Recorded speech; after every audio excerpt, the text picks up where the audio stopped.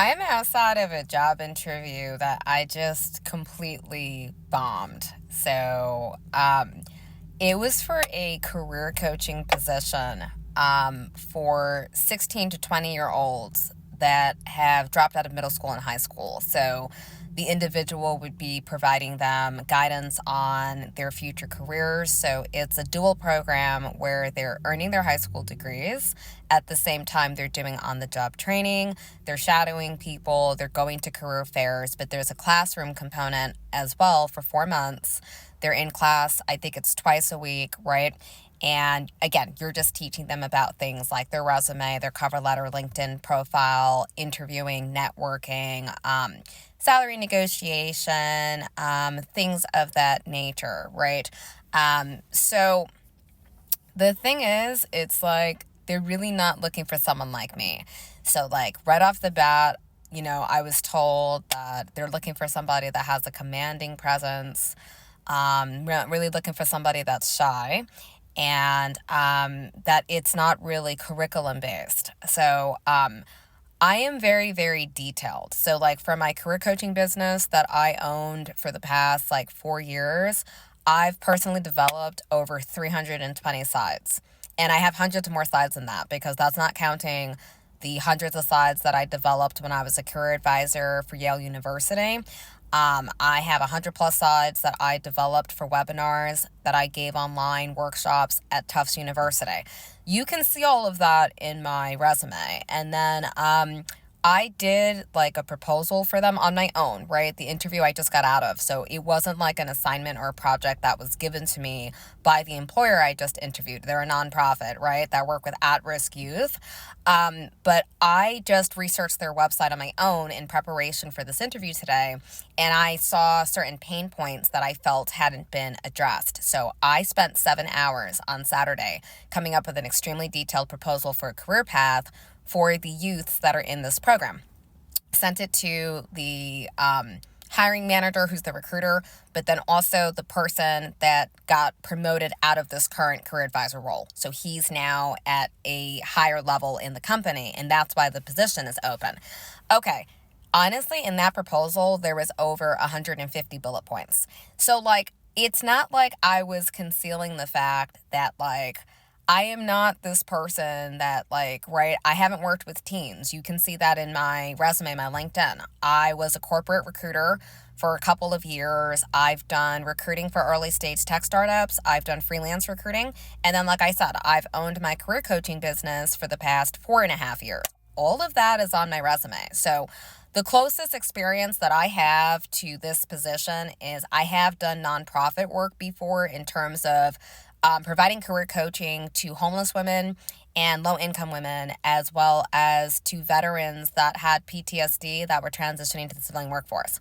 Okay, but the first thing, like, I sit down, they don't even tell me which building to go into. There were 2 buildings that had the name of the nonprofit on them. So I stopped at the first one, right? Wrong one because the door was locked. How do you not tell people that? Guys, I have over 5 years of recruiting experience. You need to tell people where to park, where to go once they're inside the building. None of that was told to me, so I thought it was going to be super obvious.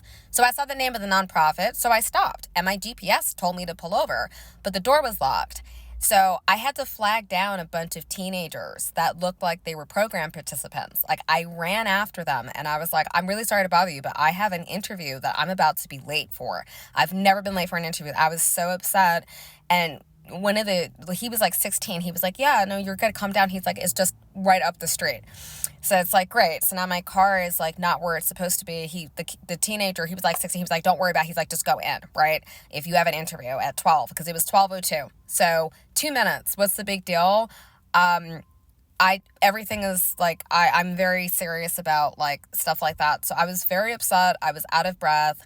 And I ran in, and the hiring manager was like, I'm not ready for you yet because we're waiting for the individual who was in this role who just got promoted out of it.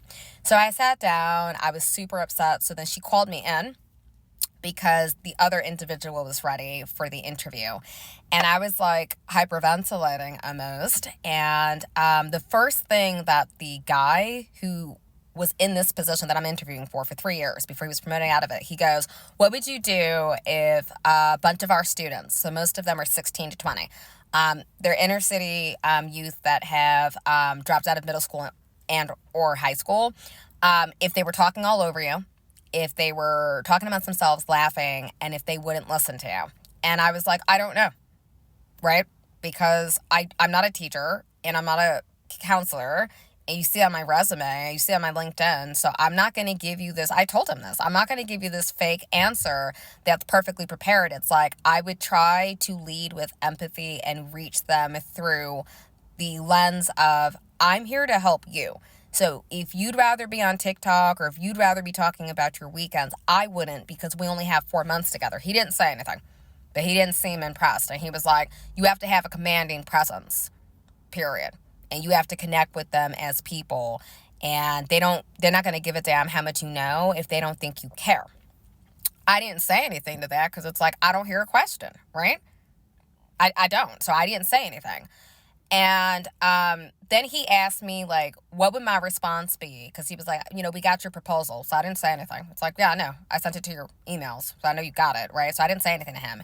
And he was like, what would your response be, Patricia, if a student, could we keep our classes small? I knew that. I had researched for hours. I'm extremely detailed and I'm very intense. So I know it's cohorts, 22 people, 10 to 11 students max per class, 4 months, 3 times a year, like, right? But he said, what if a student said to you, like, I don't want to talk about LinkedIn. I don't want to talk about a cover letter or resume. I don't want to talk about a job interview. I don't want to talk about networking. I want to talk about the fact that I saw somebody get shot yesterday. I want to talk about the fact that I saw like a drug deal happen. And it's like, you know what? I know this is a job interview. No. I don't have a trauma-informed background. That's on my resume that you're looking at, that's in front of the table in front of us right now. So I could sit here and bluster for you. Like, I could perform like a fucking goddamn circus animal, and I could be obnoxious, and I could start talking out my ass, and I could start telling you what I'm going to say to that person. That's another world for me from where I'm from, because that's not my background. I've never seen something like that in real life, okay? So it's like, I would try to connect with them through my empathy. And I said, I'm a liberationist. Like, I go to marches, I go to protests, like, I am for advocacy and I'm for the struggle and I'm for activism and I'm for socialism. So yes, while those are macro and societal movements and a philosophy, when we get to the personal, we get to the singular, we get to the micro, I would try to connect it. But it's like, to answer your question, it's like I don't have a lived experience that I could map to that I could connect to them, okay? And nor do I have a trauma-informed background, okay? I don't have a license. I don't have a certificate. I am not a therapist. I am not a counselor, okay? I'm not some kind of like certified life coach. So it's like, I don't know until I'm put into that situation. I told him this because it was him and the recruiter who I phoned into. It's like, I'm not going to sit here and bullshit you. I'm not. It's an interview. I'm not going to do that, you know? And it's like, you didn't want somebody shy. You didn't want somebody who didn't have a commanding presence. These are your first 2 questions of me right off the bat. It's like, what the hell? And it's like, I told him though, because it's like, but you saw my resume, you saw my LinkedIn before you even had me come in for this interview today. And it's like, okay, I was coaching graduate and postdoc STEM students at Yale. And most of the 250 clients that I had through my career coaching business were corporate, because I came from a corporate background. So it's like, what's with these questions that you're asking me that do not align with my background at all? Then the cherry on top is like, okay, so like the final round after this is our students interviewing you. They interview you after you do a 10 to 15 minute lesson, and they're allowed to ask you any question they want. Nothing is off limits, and they're going to be a part of the decision process. So as much as we're going to decide, they're going to decide, because Patricia, they'd be working with you. And if they don't like you, what's the point? What in the fuck was the point of me even driving down here? What a waste of my fucking time.